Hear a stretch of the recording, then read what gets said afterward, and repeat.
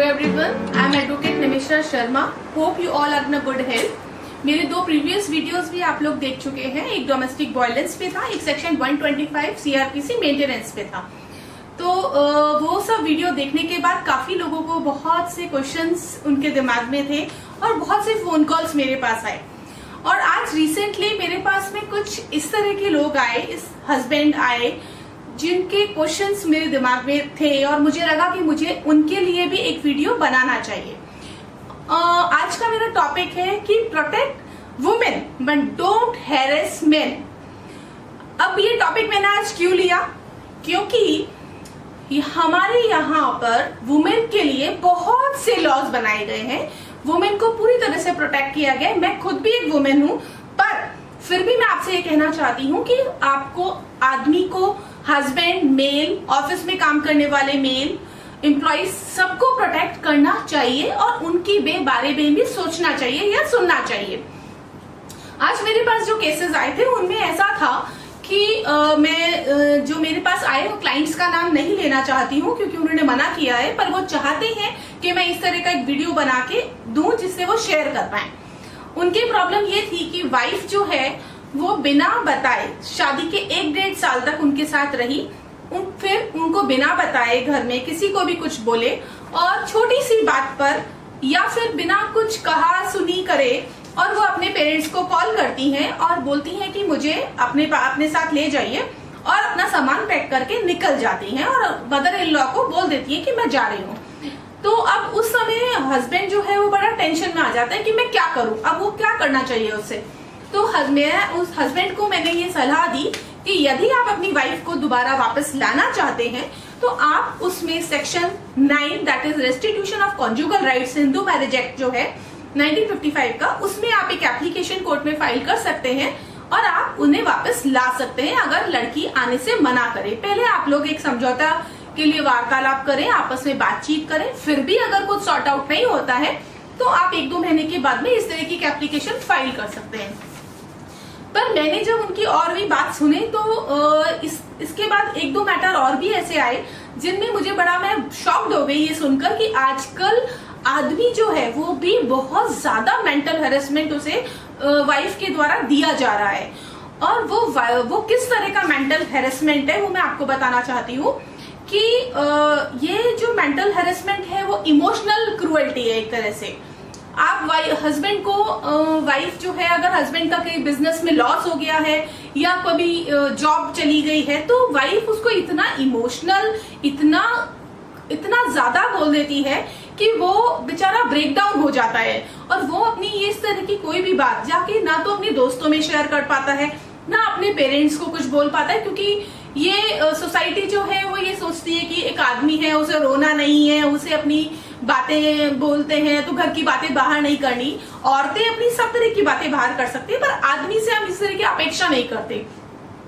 और अलग तरह की जो क्रूएल्टी है वो फिजिकल क्रूएल्टी जो है आजकल लेडीज कर रही हैं. लेडीज भी गुस्सा करके सामान फेंक देती हैं, फोन तोड़ देती हैं, गुस्सा करती हैं.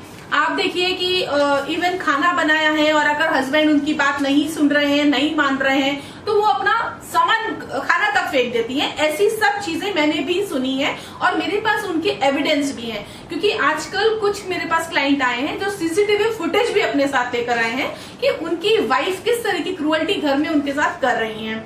तो आप वुमेन को प्रोटेक्ट कीजिए पर इस तरह से हैरेसमेंट मत कीजिए कि आदमी अपने आप को कहां से प्रोटेक्ट करेगा. इसलिए काफी सारे लॉज और 1-2 चीजें और थी जिसमें कि जो लेडीज हैं वो वाइफ है वो इस तरह की आपको बताया कि इकोनॉमिक क्रूएल्टी करती हैं.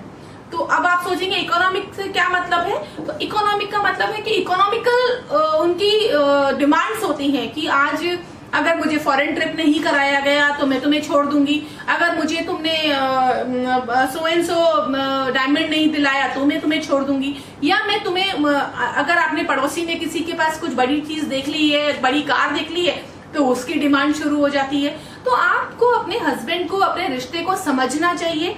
आपको देखना चाहिए कि आपका हस्बैंड वो किस लेवल का जॉब कर रहा है, उसकी क्या कमाई है, क्या सैलरी है. वो सब कोई चीजें कोई औरतें आजकल देखना नहीं चाह रही हैं. तो मेरी सब औरतों से गुजारिश है कि प्लीज आप अपनी फैमिली को संभालिए, पेशेंस रखिए, समझिए अपने हस्बैंड को, अपने इन लॉज को, और बातों को समझ के फिर कुछ रिएक्ट कीजिए। अब हस्बैंड का ये कह रहा था कि मैडम तो हमें कौन प्रोटेक्ट करेगा, तो मुझे अब सभी हस्बैंड्स को यही बोलना है। और दूसरी चीज एक और कि मेल जो है सोसाइटी में, जहां पर मेल एम्प्लॉइज हैं ऑफिस में, एक मेरे पास केस आया है जिसमें कि ऑफिस में काम करने वाली जो लड़की है वो जो लड़का है उससे किसी भी तरह से फाइनेंस हेल्प चाहती है। फाइनेंशियल हेल्प के लिए वो उनसे बोलती है कि अगर तुमने मेरे साथ, तुमने इतना पैसा नहीं दिया तो मैं मॉलेस्टेशन का केस तुम्हारे ऊपर लगा दूंगी। तो अगेन वो मिसयूज ऑफ लॉ कर रही है। तो ये मिसयूज ऑफ लॉ इतना ज्यादा बढ़ गया है कि 498A का मिसयूज हो रहा है, डोमेस्टिक वायलेंस का मिसयूज हो रहा है, सेक्सुअल हैरेसमेंट के केसेस बढ़ रहे हैं।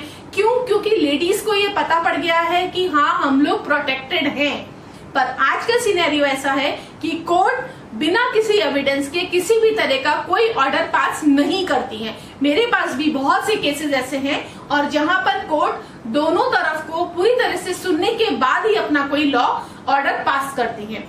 हस्बैंड से मेरी गुजारिश है कि अगर आपके पास में ज्यादा से ज्यादा आप एविडेंस को अपने साथ रखिए। अगर आपने अपनी वाइफ को कहीं घुमाने फिराने ले गए हैं, उन्हें कुछ एक्सपेंसिव चीजें गिफ्ट की हैं, तो आप उन सब के रिसिप्ट्स या फोटोग्राफ्स अपने पास हमेशा रखें। क्योंकि अगर कभी आप, भगवान ना करे, पर कभी इस तरह का एक्शन आपके खिलाफ हो तो आप कोर्ट में एविडेंस दे सकते हैं। अगर आपके खिलाफ 498A का एक्शन लिया गया है तो आपको तुरंत पुलिस स्टेशन में, अब पुलिस जो है वो अरेस्ट नहीं करती है। After the Supreme Court judgment in Sushil Kumar Sharma versus Union of India, इसमें भी कोर्ट ने साफ कहा है, एपेक्स कोर्ट ने, कि आप किसी को बिना एविडेंस के, बिना सुने कंप्लेंट फाइल करने पे वाइफ के तुरंत अरेस्ट नहीं करेंगे। तो इस तरह से आप जब भी कभी पुलिस स्टेशन में जाएं, अगर इस तरह की कंप्लेंट आपके खिलाफ है तो आपको रिटर्न में अपना सब चीज देनी है। आपको रिटर्न कंप्लेंट का जवाब, रिटर्न रिप्लाई देना है। आपको हर काम रिटर्न में करना है, एविडेंस उनके साथ लगाने हैं।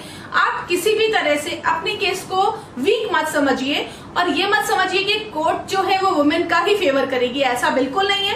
कोर्ट्स जो हैं वो पूरी तरह से दोनों तरफ को, दोनों पक्ष को सुनकर फिर ही कोई ऑर्डर पास करती हैं। तो प्लीज मेरी ये गुजारिश है सभी